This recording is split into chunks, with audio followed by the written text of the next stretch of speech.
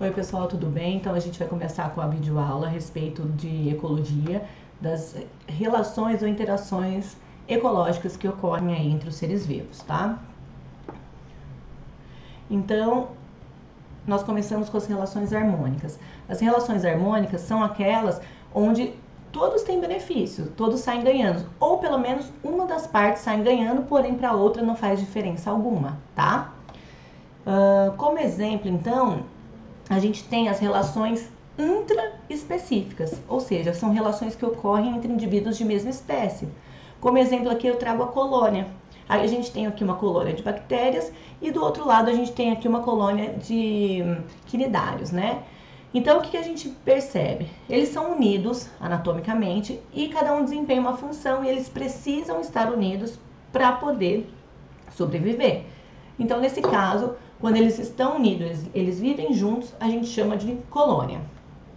Depois nós temos, aqui a gente tem um exemplo de colônia, que são as caravelas, tá? Opa, voltei. A gente tem exemplo também de relação intraespecífica com relação à sociedade. A sociedade, então, são indivíduos que já não vivem unidos anatomicamente, né? Porém, cada um desempenha uma função. Como exemplo, a gente tem as abelhas. As abelhas, elas têm o zangão, né, que só serve para jogar o seu espermatozoide no voo nupcial, para mais nada. A gente vai ter a abelha rainha, que é a fértil, que é a única que é fértil ali da sua colmeia, que vai dar origem aí a novas abelhas.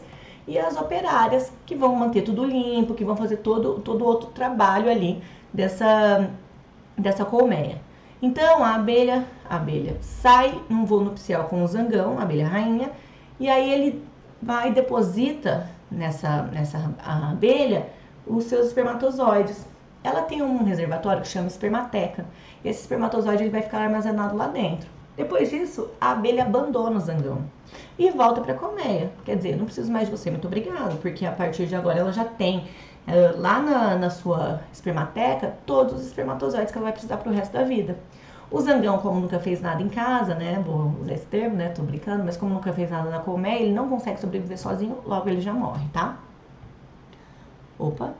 Aqui a gente tem uma sociedade, né, que a gente encontra no nosso cotidiano, né, uma sociedade onde a gente vive, né, e a sociedade onde eu estava falando em questão, que é a sociedade das abelhas. Lembrando que as formigas também fazem sociedade. Aí a gente entra então agora nas relações harmônicas interespecíficas. São relações que acontecem entre indivíduos de espécies diferentes. A primeira que eu vou falar para vocês é uma relação harmônica que é chamada de mutualismo. O mutualismo é uma associação entre duas espécies onde ambas são beneficiadas. Porém, elas só conseguem viver mutuamente juntas, só conseguem viver uma ao lado da outra, uma junto com a outra. Se ocorre dessas duas se separarem, elas morrem. Então, quer dizer, essa associação de mutualismo ela é vital para esses seres vivos. Então, como exemplo, a gente tem aqui os líquens, tá? Também temos ali as bactérias que vivem no rumen, né, que vivem no trato digestivo dos herbívoros. Então, eles precisam ter essa relação ecológica. É vantajoso para a vaca porque ela vai comer a celulose e vai ter quem digere para ela. E é vantajoso para a bactéria porque ela vai ter abrigo e alimento disponível ali todo o tempo, tá? Outra que eu acho bem bonitinha, essa daqui é protocooperação ou simplesmente cooperação.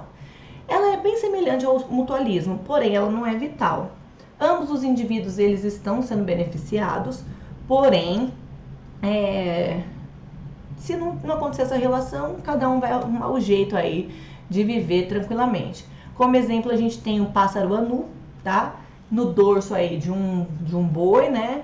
Que ele vai, então, o quê? Tirar os carrapatos e se alimentar dele. Para o boi isso é vantajoso porque vai se livrar dos carrapatos. E para o pássaro é vantajoso mais ainda pelo fato dele conseguir, então, ter alimento ali disponível todo o tempo, tá? Porém, se ele não tiver essa relação, o pássaro ele vai arrumar o alimento em outro lugar, assim como o boi vai dar um jeito de se livrar aí dos carrapatos, ou não. Comensalismo. Então, também é uma associação entre espécies diferentes, na qual um se aproveita do outro, né? Quem sai ganhando aqui no caso é a rêmora, que está acompanhando ali o tubarão ele come e o resto dele, literalmente aquilo que sobrou que ele não vai se alimentar, fica para a rêmora e aí ela vai se alimenta do resto. Então isso é vantajoso para a rêmora, porque ela tem alimento disponível todo o tempo, além da proteção, né? E para o tubarão não faz diferença, porque ele já está alimentado. Inquilinismo. O inquilinismo, né, é a associação entre duas espécies aí de vegetais, né, nessa situação aqui específica, onde o inquilino ele é o beneficiado e para outra espécie não faz nenhuma diferença. Aqui a gente vê ali bromélias, né, que estão em cima do toco das árvores, simplesmente para poder capturar ali melhor o sol e fazer sua fotossíntese sossegadinha, tá? Então ela não é uma hospedeira ali, parasita, que vai pegar todo os nutrientes da planta, nada disso, tá? Então é onde os dois ali saem ganhando. E aí a gente entra em relações desarmônicas. São aquelas onde dois indivíduos, obviamente, né, estão no meio dessa relação, porém um sai ganhando e, obviamente, o outro acaba saindo perdendo, né? Pode ocorrer tanto em indivíduos de mesma espécie, ou seja, entre específica, quanto em indivíduos de espécies diferentes, tá?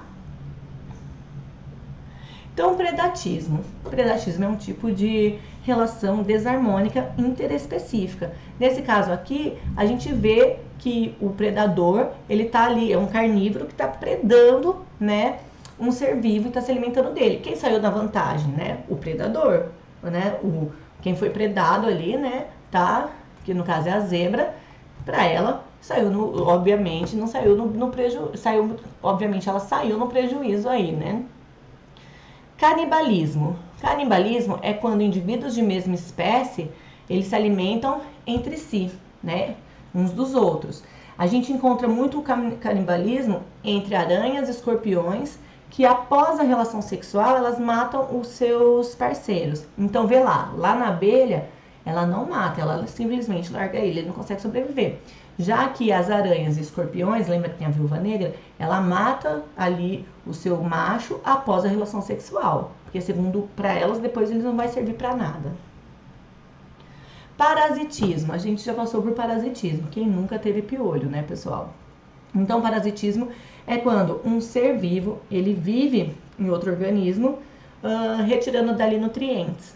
Piolho, por exemplo, tá? O piolho, quem nunca teve, né? Então fica na cabeça, fica coçando e tal, coça por quê? Porque eles caminham na nossa cabeça e porque eles ficam sugando ali, né, parte do nosso couro cabeludo, do nosso sangue. Então, isso nos causa prejuízo, incomoda, né? É ruim pra caramba, tal. Faz muitos anos que eu não tenho, né? Pelo menos uns 20, mas é uma coisa desagradável. E também dentre outros parasitas, como por exemplo, lombriga, né? A gente tem aí, já falei pra vocês também do oxiurus, que vocês ficaram morrendo de nojo, a tênia, que é a solitária. Temos diversos tipos de parasitismo e todos esses parasitas, então, eles causam que prejuízos para nós, tá? E para eles é vantagem porque eles estão tirando ali nutrientes com maior facilidade do nosso organismo. Aqui, ó, só porque eu falei delas aí, essa daí, então, é a... Nossa, fugiu o nome. Ela é um verme, Ascaris lumbricoides, tá, pessoal? Competição. Então agora a gente entra num mérito que é uma relação desarmônica, porém são indivíduos que podem ser de mesma espécie. Como por exemplo, você coloca vários indivíduos de mesma espécie num lugar pequeno. Eles começam a competir entre si por alimento, né? Porque eles têm o mesmo nicho ecológico. Então eles começam a competir por alimento, por espaço, por fêmea. E aí então é onde ocorre ali, pode ocorrer um canibalismo, ou eles podem se matar ali, lutar e acabar se matando, né? E ter a parte que foi morta ser prejudicada. Então aqui a gente tem um exemplo aí, né? Claro. E qual a relação observada na imagem ilustrada abaixo, né? Então aqui a gente tem os flamingos, né, na água. A gente está olhando. Qual relação ocorre entre o peixe palhaço e a anêmona? Então são umas perguntinhas aí para vocês poderem responder, ó, no nosso grupo. Além dessas, obviamente, eu vou mandar outras questões para vocês responderem lá no Google Classroom, tá bom? Até a próxima aula.